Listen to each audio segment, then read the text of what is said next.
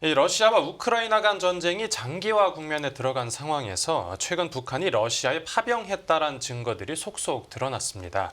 이 미국과 나토도 신중론을 유지하다가 사실상 파병 사실을 인정했는데 이 참전한 북한의 속내와 북한 경제의 실상, 전 북한 보위부 장교 출신 이철은 님에게 들어보겠습니다. 네, 어서 오십시오. 네, 안녕하세요.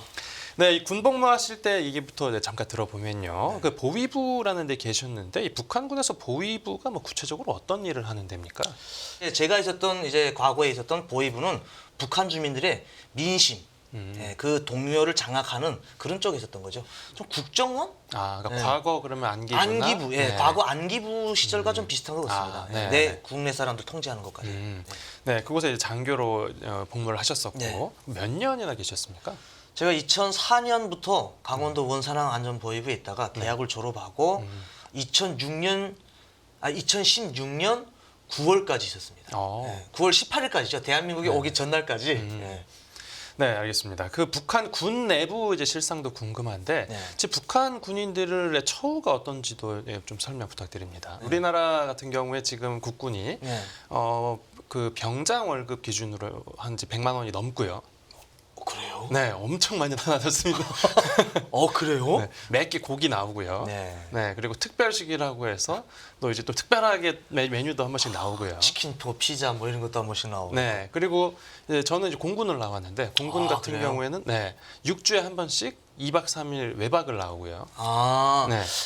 100만 원이면 북한에서 일반 주민들이 1년 벌 그런 금액이거든요. 군인들한테 월급은 그렇게 안 주죠.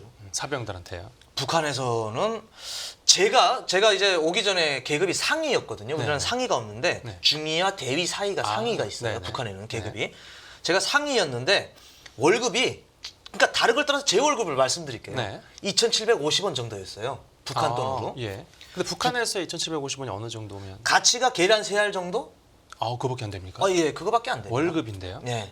장교 월급이. 예, 그러니까 병사들 장교 월급인데. 월급은 얼마인지 제가 잘 모르겠지만 그 정도로 차이가 나거든요. 북한의 이제 월급하고 우리나라 월급하고 좀 차이는 있어요. 따로 뭐 배급을 받는 게 있어요? 그래서 배급을 주는 거죠. 네네네. 먹을 식량은 주고 이 2,750원은 생활비라고 주는 거예요. 그래서 월급이라고 하지 않고 북한에서는 생활비라고 합니다. 생활비. 근데 2,750원 가지고 무슨 생활비를 하는지 모르겠지만 뭐 먹기만 하면 됩니까? 옷은 안 입고 공급이 열악하다 나니까 영양실조가 많잖아요. 그쵸. 그러니까 부모들이 돈을 보내줍니다. 아들 사 먹으라고. 네. 그럼 몰래 탈령을 해가지고 사 먹고 들어온다든지.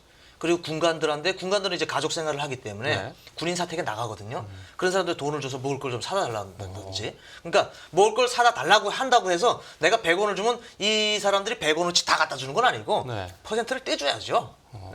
아니 근데 이 정도면 뭐 그렇게 국가에 대해서 그러니까 이렇게 지금 일종의 그 나라를 위해서 그 자기 몸을 바쳐서 이렇게 어떤 복무를 하러 간 건데 이 정도 이 열악한 처우를 받으면 이 어떤 그 사기가 그렇게 높지는 않을 것 같은데 어떻습니까? 그러니까 그게 제일 좀 곤란한 문제인 것 같아요. 그렇게 본인들은 10년 동안 120개월 동안 군복무를 하면서 국가의 혜택이라는 걸 떠나서 그 열악한 환경 속에서 군복무하는 거에 대한 그 좀 실망감을 가지는 것이 아니고 긍지로 생각하는 것 자체가 조금 이거는 우리가 생각하는 거하고 좀 차원이 다릅니다. 왜냐면 이게 세뇌 교육이 그래서 무서운 거예요. 그 동기는 세뇌 교육에서 나오는 겁니까? 동기는 세뇌 교육이죠. 너네 군복무가 이렇게 열악하고 어려운 거는 다 누구냐? 이 한국, 또 미국 이런 쪽으로 자꾸 돌리는 거예요. 본격적인 얘기로 한번 들어가 보면요. 그 최근에 가장 이슈가 된 게 이제 북한의 러시아 파병입니다. 이 북한이 러시아에 파병했다라는 증거들이 나오고 우리 정보 당국이 파악했던 게 한 3,000명 정도를 보냈다라고 하고 또 이제 미국하고 나토에서는 파병 사실을 확인을 안 해주다가 이제 결국은 인정을 했는데 이 북한이 좀 어떤 실익을 노리고서 이번 파병을 결정했겠습니까? 저는 뭐 교수 박사가 아니기 때문에 지금 현재 대학원에서 공부는 하고 있지만 제가 북한에서 살던 경험을 토대로 해서 말씀드린다면 김정은이가 지금 생각하고 있는 거는 제 생각으로는 세 가지 생각을 하고 있어요. 세 가지 시나리오를. 푸틴이 김정은에게 파병을 요구했다. 첫 번째. 두 번째, 김정은이가 푸틴한테 파병을 보내갔다고 요청을 했다. 셋째는 둘만의 딜이 있었다. 뭔가 모종의 돈 그렇죠. 같은 거가 있었을 수도 있고요. 그러니까 세 번째 거는 이제 뭐 차후에 말씀드려요. 첫 번째는 푸틴이 뭐 지금 현재 러시아에서 전쟁이 길어지고 있잖아요. 네네. 우크라이나 전쟁이. 네. 군사력이 세계 위라고 자칭하는 러시아에서 우크라이나하고 전쟁을 이렇게까지 길게 할 줄은 그는 누구도 몰랐다고 하더라고요, 다들. 그렇죠. 예. 근데 이렇게까지 길어지다 보니까 러시아군에 이제 사상자도 많이 나고 네네. 군대는 안 나갔다는 사람들도 많아지고 하다 보니까 군인이 부족하니까 뭐 북한에는 김정은이한테 지시 내리면 되지 않겠습니까? 네. 김정은이 군대 가시오 하면 다 갈 거 아닙니까? 네. 거긴 유일 체제로서 그냥 뭐 그게 안 가갔다고 하면 어떻게 됩니까? 총살되고 정치범수용소 끌려가고 그렇죠. 하기 때문에 그냥 무조건 쪽이잖아요. 군사 동맹 관계도 맺으면서 더 친분 관계가 생기다 나니까 푸틴이 김정은한테 요구했을 수 있고 두 번째는 김정은이가 푸틴한테 군인을 보내갔다고 요구했을 수 있어요. 먼저 먼저. 자발적으로. 선제적으로요. 네. 이거는 뭐 제 생각입니다만. 네네. 왜냐면 북한에서 1950년부터 53년 전쟁, 우리 6.25 전쟁 이후에 전쟁을 참가해본 적이 없어요, 거의. 이제 베트남 전쟁 때 일부 부대만 갔던 걸로 알고 있거든요. 네네. 뭐 비행 부대라든지 그런 쪽만 갔던 걸로 알고 있는데 이렇게 특수 부대가 폭풍 군단에게 뭐 갔거나 그런 적은 없어요. 네. 그래서 전쟁 경험이 없잖아요.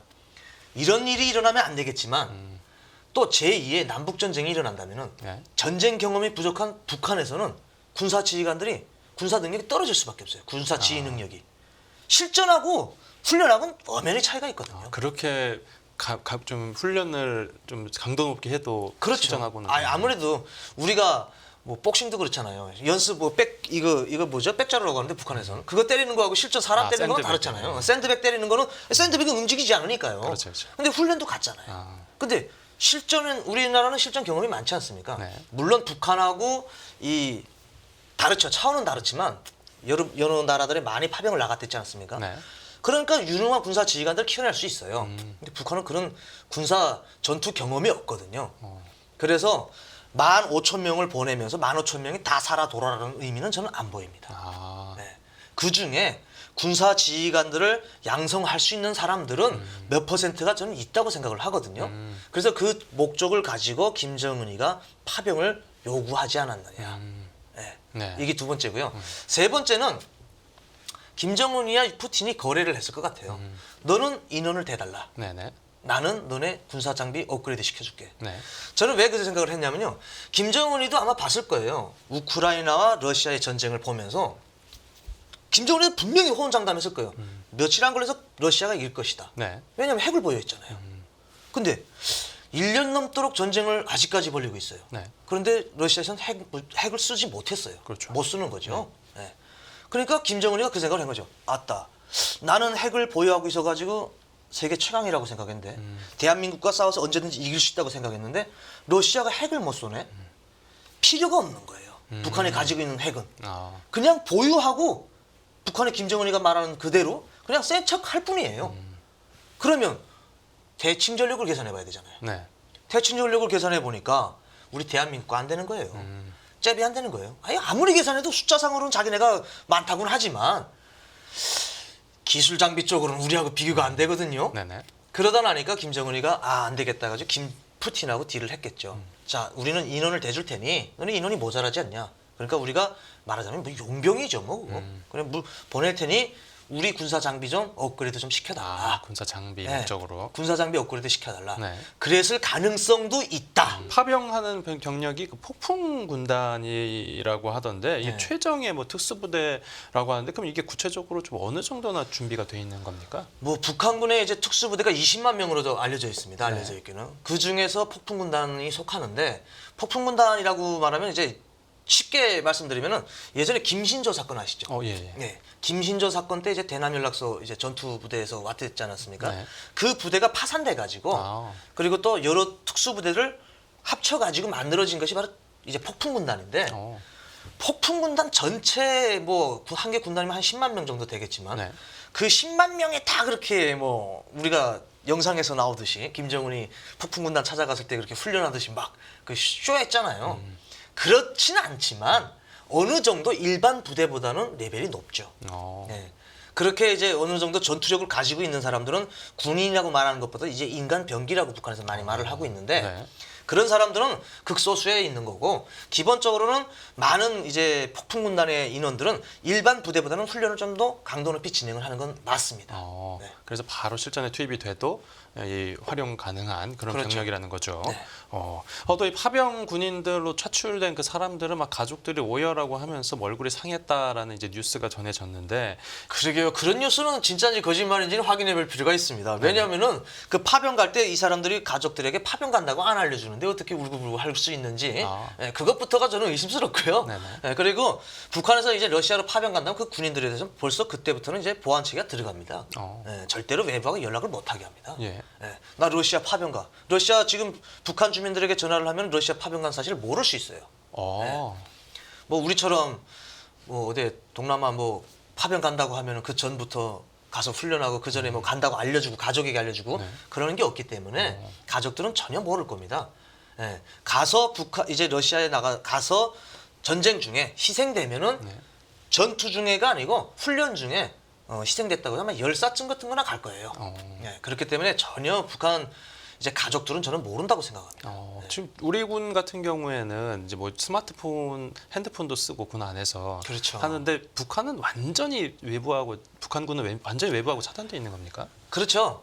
이제 장교들은 핸드폰 사용을 하는데 이제 장교들 같은 경우에도 이제 일반 핸드폰과 비약이라는 게 있어요. 그러니까 군에서만 통화가 되는 거고 사회학은 통화가 안 되는 거예요. 그런데 그 장교들은 안다고 해도 그 비밀 엄수를 하기 위해서 이미 전부터 사전에 보안 대책을 세웠겠죠.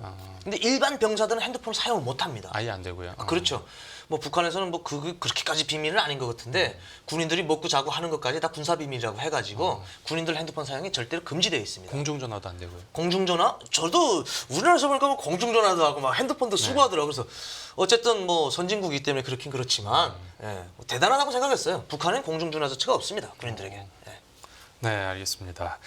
또 얼마 전에는 그 북한이 남한과의 육로를 그 폭파하고서 이제 요새화 공사를 진행한다라고 이제 공식화했는데, 이게 그 최근 헌법 개정에서 그 남한을 적대적 국가라고 규정을 하면서 남한과의 그 단절을 공식화했는데, 이게 이렇게 행동으로 드러났다 이렇게 봐도 되는 겁니까? 우크라이나 파병 그리고 이제 도로 폭파 이런 것들을 쫙 맥락을 이어보면은 김정은이가 진짜 이제는 통일에 대한 미련을 버렸다. 네, 통일에 대한 미련을 버리고 자기만의 왕국을 만들어야 되겠다라는 생각을 확실히 하고 있는 것 같아요. 근데 지금 현재 부딪히고 있는 것은 북한 주민들의 동료입니다. 자, 김일성이 김정일의 시대는 통일을 그렇게 외쳤습니다. 통일을 그렇게 뭐 목에 달들어 우리는 통일을 해야 된다. 조국 통일하면서 그렇게 외쳤는데 어느 순간 김정은이는 갑자기 통일을 안 하겠대요. 그리고 북한에서 부인을 하는 거예요. 통일을. 대한민국에서는 통일에 대해서 이야기하고 북한에서 이건 또 부인을 합니다. 이번엔 제가 그걸 보면서 김정은이가 확실히 뭐가 다 완전 뭐 많이 달라진 건 나는 맞다. 그런데 그 북한은 그동안 그 남한을 그 자신들의 영토로 이제 간주를 해왔는데 이렇게 두 개의 국가론을 공식화해버리면 이 기존 입장하고 좀 배치되는 거 아닙니까? 그러니까 지금 북한 주민들이 뭐냐 이게 이런 동요가 일어나는 거 바로 이런 것 때문인 거죠. 우리는 한 민족 그리고 뭐 핏줄도 하나, 언어도 하나, 영토도 하나, 뭐 이렇게 노래까지 있지 않습니까? 우리는 하나는 노래가 있어요. 근데 갑자기 그 같은 땅덩어리가 아니다. 우리는. 그리고 우리는 같은 민족도 아니다.라고 얘기하니까 당황스럽죠. 아니 지금까지 같은 민족으로 알고 있었는데 갑자기 민족이 아니라니? 그건 너무나도 이거 상반되는 지금 이론을 내놓고 있으니까 제가 보기에도 북한에서 지금 이야기하고 있는 모든 그 김정은이가 이야기하고 있는 내용들은 누가 뒤에서 조종하고 있는지 모르겠지만 김정은이의 머릿속에서 나온 것이라고 하면은 정신이 지금 상태가 상당히 안 좋고 갑자기 무슨 일이 일어날 것 같다는 좀 위험이 좀 감지돼요.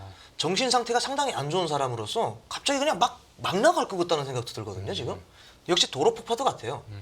우리가 이제 도로 폭파, 철교 폭파 이런 거는 일단 유사시에 후퇴하는 부대가 하는 전법입니다. 전략 전술이고 전진하는 부대가 그러진 않거든요. 그렇죠.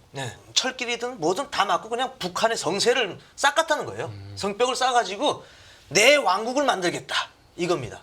북한 주민들이 뭘 어떻게 되든 저도 그때는 상관 안 하는 거예요. 그래서 야, 저 도로까지 끊고 철길까지 끊고 러시아의 군인도 파병하고 그런 거 보면 자도 뭔가 깽기는 게 있구나. 무서워하는 것도 있거든요, 분명히.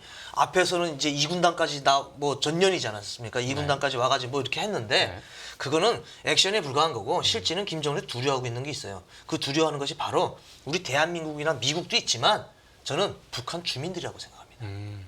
북한 주민들이 가장 무서운 거예요. 김정은이가 생각하기에는. 왜냐면 제가 북한에서 살았던 경험에 의해서 말씀드리면 그럴 것 같아요. 정확히 북한 주민들이 지금 이거 뭐지? 긴가민가 하고 있는 상황인 것 같아요. 그러다 나니까 이거 모든 것을 다 외부로 돌리는 거예요, 지금. 자, 철길 폭파, 도로 폭파는 한국 때문에 그렇다. 모든 건 다 지금 한국으로 미는 거예요. 네네. 한국과 미국으로. 그렇기 때문에 우리는 이렇게 봉쇄해가지고 우리 국가를 지켜야 된다. 이런 이미지를 내세우려고 하는 것이 바로 김정은인 것 같습니다. 이 경제 관점에서 보면 이제 북한이 고립이 된다는 건 점점 더 이제 그 경제 상황이 어려워질 수도 있다라는 걸 의미하는 건데 이게 자충수라고 볼 수 있는 거 아닙니까? 중국이나 뭐 러시아 그리고 또 다른 나라를 비롯해가지고 뭘 들여와야지 북한 주민들도 먹고 살 만한 그런 조건이 되는데 네. 자체로 살아갈 수 있다는 이런 거를 김정은이가 내세우는 거 보면은 뒤에서 러시아 뭐 푸틴이라든지 그런 뭐 쪽에서 보장해주 갔다는 그런 약속이 있었기 때문에 저는 그렇게 당당하게 나가는 것 같거든요. 북한 주민들 폐쇄를 만들면 북한 주민들 동맹이 일어납니다. 김정은이 자기 손 가지고 자기 눈치는 격이 되거든요. 네. 외부를 못 보게 해놨기 때문에 그 모든 시선은 내부로밖에 돌아갈 수가 없어요. 김정은이 때문에 그러는 거고 후에는 차츰차츰 언젠가는 알게 될 수밖에 없거든요. 그러면은 그게 과연 김정은이가 하고 있는 지금 정치 방식이 합리적인 것인가 그런 생각을 좀 해보게 됩니다. 네, 오늘 취재 파일에서는 그러니까 전 북한 보위부 장교 출신인 이철은님과 함께했습니다. 네, 오늘 취재 파일 말씀 잘 들었습니다. 네, 감사합니다.